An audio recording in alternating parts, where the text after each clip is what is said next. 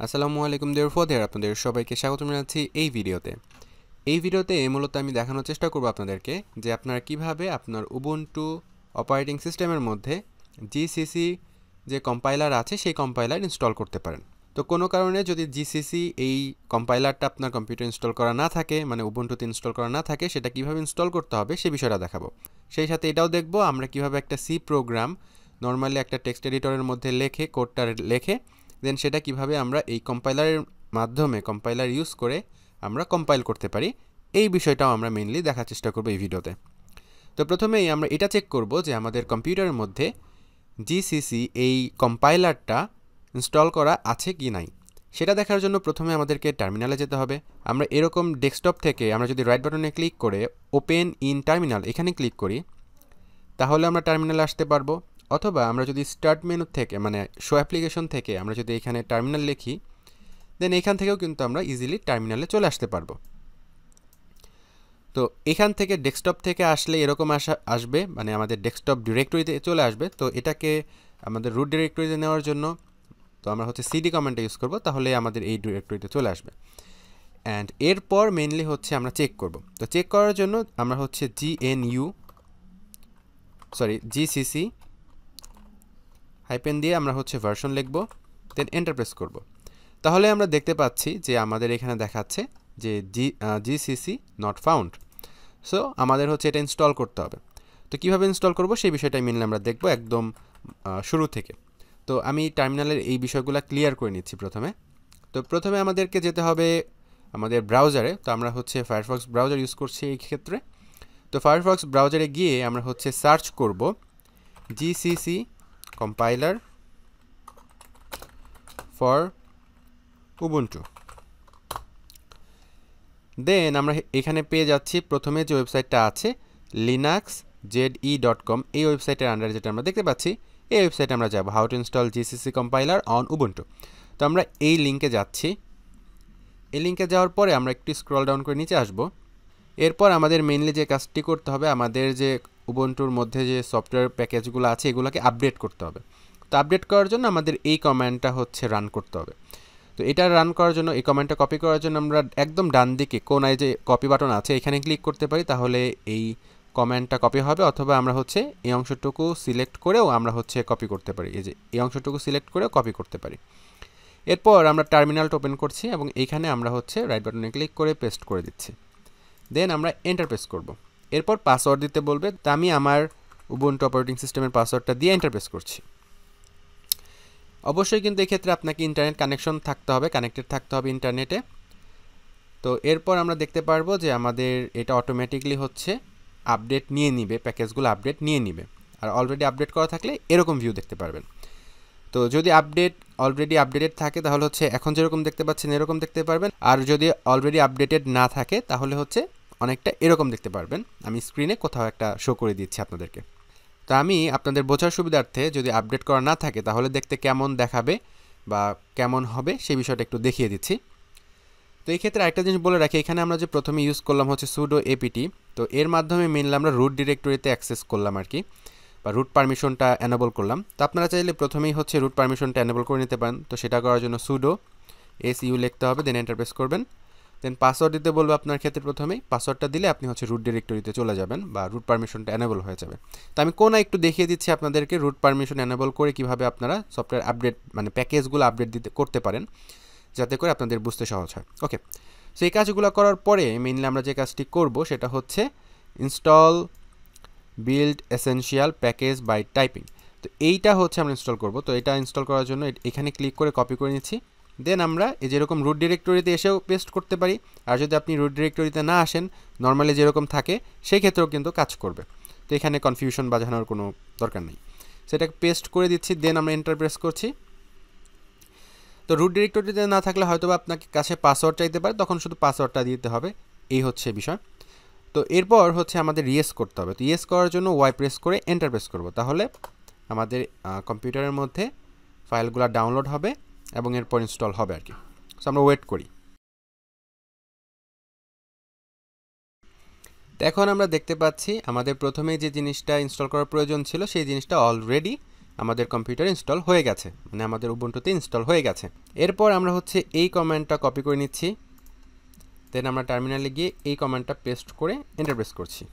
দেন আমাদের মোটামুটি GCC compiler install করা হয়ে গেছে। এখন সিম্পলি আমরা যদি একটু চেক করি জিসিসি স্পেস দেন হচ্ছে ভার্সন, লেখাটা রেখে যদি এন্টার প্রেস করি, তাহলে কিন্তু আমরা দেখতে পাচ্ছি আমাদের কম্পিউটারে অলরেডি জিসিসির কোন ভার্সনটা ইনস্টল হয়েছে সেটা আমরা দেখতে পাচ্ছি। তার মানে আমাদের কম্পিউটারে আমরা সাকসেসফুলি জিসিসি কম্পাইলারটা ইনস্টল করতে পেরেছি। আমি আপাতত টার্মিনালটা ক্লোজ করে দিচ্ছি। এখন মেনলি আমরা দেখব যে আমরা কিভাবে আমরা একটা সি প্রোগ্রাম রান করে মেনলি দেখব। আচ্ছা, তো এখন আমি ধরেন টার্মিনালটা প্রথমে ওপেন করে নিচ্ছি এখান থেকে, সিডি ইউজ করতেছি।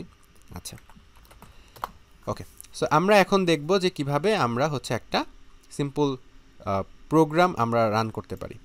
ওকে, তো এখন আমরা প্রথমে একটা আমাদের সি প্রোগ্রাম লিখতে হবে। তো এর জন্য আমরা হচ্ছে একটা টেক্সট এডিটর ইউজ করব সি প্রোগ্রাম লেখার জন্য। এর জন্য আমরা প্রথমে কমান্ড ইউজ করব gedit, দেন আমরা ফাইলের নাম দিব hello.c, দেন এন্টার প্রেস করব। তাহলে আমরা দেখতে পারবো আমাদের একটা গ্রাফিক্যাল নোটপ্যাডের মতো দেখতে অনেকটা বা গ্রাফিক্যাল একটা টেক্সট এডিটর ওপেন হয়েছে। এইখানে আমরা মেনলি কোডটা করব। তো আমরা প্রথমেই আমাদের সি প্রোগ্রামে যেভাবে আমরা কোড করতাম ঠিক সেভাবেই মেনলি কোড করব। তো আমরা মেনলি এখানে একটা সিম্পল একটা লাইন প্রিন্ট করতে চাচ্ছি। তো এর জন্য আমরা সিম্পলি প্রিন্ট এফ এই ফাংশনটার মাধ্যমে রান করতে চাচ্ছি, ধরেন peace be upon you, then semicolon দিয়ে দিচ্ছি। মোটামুটি আমাদের প্রোগ্রাম লেখাটা কমপ্লিট। আমি এরপর কন্ট্রোল এস দিয়ে সেভ করতে পারি, অথবা এইখানে যে সেভ বাটন দেখতে পাচ্ছি এই বাটনে ক্লিক করেও ফাইলটা সেভ করতে পারি। ফাইলটা সেভ করার পরে আমরা হচ্ছে এটা ক্লোজ করে দিচ্ছি। আচ্ছা, এই ক্ষেত্রে একটু বলে রাখি, সেটা হচ্ছে আমাদের এই ফাইলের মধ্যে, আচ্ছা আমি প্রথমেই রান করে আপনাদেরকে দেখাচ্ছি। তো প্রথমে আমাদেরকে এটা কম্পাইল করতে হবে। কম্পাইল করার জন্য আমরা হচ্ছে প্রথমে লিখব জিসিসি, দেন আমরা হচ্ছে hello.c। আচ্ছা, তার আগে আমি একটু দেখিয়ে নিচ্ছি এখানে আমাদের hello.c নামক যে ফাইল আছে সেটা অলরেডি তৈরি হয়েছে। তো এটা দেখার জন্য এই ডিরেক্টরির সমস্ত ফাইল ফোল্ডারের লিস্ট দেখার জন্য আমরা ls কমান্ড প্রেস করে এন্টার প্রেস করব, মানে টাইপ করে এন্টার প্রেস করব। তাহলে আমরা দেখতে পারবো hello.c নামক একটা ফাইল তৈরি হয়েছে। আমরা যদি এখান থেকে ফাইল ম্যানেজারে যাই গ্রাফিক্যালি দেখার জন্য, তাহলে আমরা এখানে দেখতে পারবো এই যে hello.c নামক একটা ফাইল কিন্তু অলরেডি তৈরি হয়েছে। ওকে, তো আমি এটাকে কম্পাইল করব। কম্পাইল করার আগে আমি একটু কম্পাইল করে তারপরে বলতেছি বিষয়টা। তো কম্পাইল করার জন্য আমরা হচ্ছে জিসিসি লিখব, দেন হচ্ছে আমাদের ফাইলের নামটা লিখতে হবে এই যে hello.c। তো আমরা HE লেখার পরে যদি ট্যাব বাটন ইউজ করি তাহলে অটোমেটিকলি ডিটেক্ট করে hello.c হয়ে যাবে, আর না হলে আপনারা একটু কষ্ট করে টাইপ করবেন। দেন আমরা -o দিব, দেন হচ্ছে আমরা একটা ফাইলের নাম দিব। এটা আপনি ইচ্ছা মতো দিতে পারেন, যে ফাইলের মাধ্যমে মেইনলি এটা এক্সিকিউট হবে। তো আমরা হচ্ছে এখানে ধরেন হ্যালো দিয়ে দিচ্ছি। ওকে, তো এরপর আমরা হচ্ছে এন্টার প্রেস করব। তাহলে আমরা দেখতে পাচ্ছি আমাদের ফাইলটা সাকসেসফুলি কিন্তু কম্পাইল হয়ে গেছে। তো এখন কম্পাইল হয়ে যাওয়ার পরে এটাকে রান করার জন্য আমরা হচ্ছে ./hello যে নামটা আমরা পরে দিয়েছি সেই নামটা দিব, এই যে এই নামটা দিব। এখানে আপনারা কিন্তু যে কোনো নামই দিতে পারেন, তো ওই নামটাই মেনলি আপনাকে এখানে পরে দিতে হবে। দেওয়ার পরে আমরা এন্টার প্রেস যদি করি তাহলে আমরা দেখতে পাচ্ছি আমাদের সি প্রোগ্রামের যে কাঙ্ক্ষিত আউটপুট দেখানোর কথা ছিল সেই লাইনটা কিন্তু আমাদের এখানে প্রিন্ট করে দিয়েছে। কিন্তু আমরা দেখতে পাচ্ছি এই লাইনটা প্রিন্ট করার পরে আমাদের এইখানে টার্মিনালটা ওপেন হয়েছে। মানে আমরা চাচ্ছি যে এইটা যাতে করে এই লাইনটা প্রিন্ট হওয়ার পরে নিচের লাইনে হচ্ছে আমাদের যে কমেন্ট নেওয়ার যে ইনপুটটা সেটা জানি আসুক। তো এটা করার জন্য আমাদের কী করতে হবে, আমাদের একটু এডিট করতে হবে কোড। তো সেটা করার জন্য ধরেন আমি আবারও gedit লিখে আমরা হচ্ছে hello.c লিখে দিচ্ছি। ওকে, তাহলে আমাদের নোটপ্যাডে এই ফাইলটা ওপেন হয়ে গেল। অ্যান্ড এরপর আমরা হচ্ছে এখানে সিম্পলি /n দিয়ে দিব, তার মানে হচ্ছে নতুন লাইনে, মানে এই লাইনটা প্রিন্ট হওয়ার পরে নতুন লাইনে হচ্ছে পরের যে লেখাগুলো আছে বা যে বিষয়গুলো আছে সেটা প্রিন্ট হবে। বা আমরা এইভাবে বলতে পারি যে পিস বি আপন ইউ, এই লাইনটা প্রিন্ট করার পরে নতুন লাইন তৈরি হবে আর কি। ওকে, তো এটা আমরা সেভ করে দিচ্ছি কন্ট্রোল এস দিয়ে, অথবা এই বাটন প্রেস করে এটা ক্লোজ করে দিচ্ছি। এখন আমাদের আবারও কম্পাইল করতে হবে। তো কম্পাইল করার জন্য আমরা জিসিসি, দেন আমাদের ফাইলের নাম hello.c, দেন হচ্ছে -o, এরপর হচ্ছে আমরা এখানে হ্যালো দিতে পারি অথবা যে কোনো কিছু দিতে পারি। আচ্ছা, এখানে আমরা ধরেন hello2 দিয়ে দিচ্ছি আপনাদের বোঝানোর সুবিধার্থে।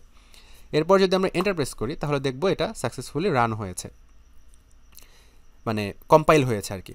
তো এখন রান করার জন্য HELLO2 ওকে এন্টার প্রেস করছি আমরা এখন দেখতে পাচ্ছি আমরা যে আউটপুটটা চাচ্ছিলাম সেই আউটপুটটাই কিন্তু পেয়েছি এখানে আমরা যদি ls কমান্ড ইউজ করি তাহলে আমরা দেখতে পারবো এখানে দুইটা ফাইল তৈরি হয়েছে একটা হ্যালো একটা হচ্ছে hello2 কারণ প্রথমে আমরা হচ্ছে এই প্রোগ্রামটা রান করেছি মানে কম্পাইল করেছিলাম hello নামক একটা ফাইলে আর এরপরে আমরা hello2 নামক একটা ফাইলে কিন্তু কম্পাইল করেছি আমরা যদি এখন এই ধরেন প্রথম যে হ্যালোটা লিখেছিলাম সেটা রান করতে চাই তাহলে আমরা দেখতে পারবো আগে যেরকম ছিল ওইভাবে আমাদের রান হচ্ছে আর পরের বার আমরা যে hello2 তে যে কাজগুলো করলাম পরের লাইনে নতুন লাইন তৈরি করার জন্য সেটা যদি রান করি তাহলে দেখব সেটা কিন্তু সেভাবে আসতেছে আর আমরা যদি ফাইল ম্যানেজারে যাই গ্রাফিক্যালি দেখার জন্য তাহলে আমরা দেখতে পারবো এখানে কিন্তু hello এবং hello2 নামক দুইটাই ফাইলে কিন্তু তৈরি হয়েছে আসলে এখানে আপনারা যে নাম দিবেন সেই নামে মেইনলি হচ্ছে এই কম্পাইল হওয়া ফাইলটা সেভ হবে তো সিম্পলি পরে হচ্ছে আমরা রান করব আচ্ছা আমি একটু ছোট করে আরেকবার বলতেছি এই প্রোগ্রামের বিষয়টা আর কি কম্পাইল করার বিষয়টা প্রথমে আমাদেরকে একটা নোটপ্যাড ইউজ করে সি প্রোগ্রাম লিখতে হবে আমরা যদি কোড ব্লকস এটা ইউজ না করি নরমালি আর কি আমরা যদি সি প্রোগ্রাম রান করতে চাই আর কি সিম্পলি আমরা হচ্ছে gedit ইউজ করতে পারি বা ন্যানো টেক্সট এডিটর ইউজ করতে পারি তো আমরা এই ক্ষেত্রে gedit টেক্সট এডিটর ইউজ করতেছি তারপর আমাদের হচ্ছে ফাইলের নাম দিতে হবে সেই ফাইল এবং .c দিতে হবে এরপর আমাদের একটা টেক্সট এডিটরের মাধ্যমে একটা টেক্সট এডিটর ওপেন হবে আর কি সেই ফাইল সেই এডিটরের মধ্যে আমাদের কোডগুলো লিখতে হবে কোডগুলো লেখার পরে আমাদের ওই ফাইলটা ওই যে নামে আমরা সেভ করলাম ওই ফাইলটা আমাদের কম্পাইল করতে হবে কম্পাইল করার জন্য প্রথমে GCC যে কম্পাইলারটা আমরা ইনস্টল করলাম একটু আগে সেই GCC লিখতে হবে দেন হচ্ছে ফাইলের নাম এরপর -o এরপর আমরা এখানে যে নামে কম্পাইল করতে চাচ্ছি সেই নামটা মেনলি আমাদের দিতে হবে এটা আপনার ইচ্ছা মতো দিতে পারেন এরপর আমাদের হচ্ছে রান করার জন্য আমাদের দেন আমাদের এই ফাইল নেমটা দিতে হবে দেন এন্টার প্রেস করলে আমাদের ওই কোডের যে বিষয়টা আছে সেটা রান হবে আর আপনার যদি কোথাও ইরর থাকে কোডে যদি কোথাও ইরর থাকে সেটাও কিন্তু আপনাদেরকে কম্পাইল হওয়ার সময় দেখাবে যেমন ধরেন আমি হচ্ছে একটু gedit থেকে আপনাদেরকে যদি একটু ইরর তৈরি করে দেখায় আর কি ধরেন এই সেমিকোলনটা দিলাম না তাহলে কিন্তু নরমালি আমাদের এটা হচ্ছে ইরর আসার কথা কম্পাইল হওয়ার কথা না সো আমরা এখন যদি এটাকে কম্পাইল করতে চাই ধরেন hello3 নামে তো আমরা এন্টার প্রেস করি তাহলে আমরা দেখতে পাচ্ছি এখানে কিন্তু ইরর দেখাচ্ছে তো এখানে একটা ইরর দেখাচ্ছে যে আমাদের এই 5 নাম্বার লাইনে বা printf এই ফাংশনের মধ্যে একটা ইরর আছে তো আমরা পরবর্তীতে এরকম যদি কোনো ইরর আসে যেমন এখানে বলতেছে অলরেডি যে এক্সপেক্টেড সেমিকোলন বিফোর রিটার্ন তার মানে হচ্ছে এই রিটার্নের আগে এখানে এই কোন একটা জায়গায় আমাদেরকে সেমিকোলন ইউজ করতে হবে এখানে কিন্তু সাজেশনও দেখাচ্ছে তো আমরা এরকম করে সেমিকোলনটা দিয়ে পরে যদি আবার সেভ করে ফেলি ওই gedit ওপেন করে ওই ফাইলটা সেভ করে আমরা কিন্তু পরে হচ্ছে কম্পাইল করতে পারবো এখানে আমি আরেকবারও বলতেছি এডিট করার পরে যে কম্পাইল নেম আপনাকে চেঞ্জ করতে হবে তা কিন্তু না আপনি এডিট করে যেমন ধরেন আমি gedit দিয়ে আমি যদি আবারও ওপেন করি ফাইলটা ওপেন করে আমি এখানে সেমিকোলন দিচ্ছি সেভ করলাম মানে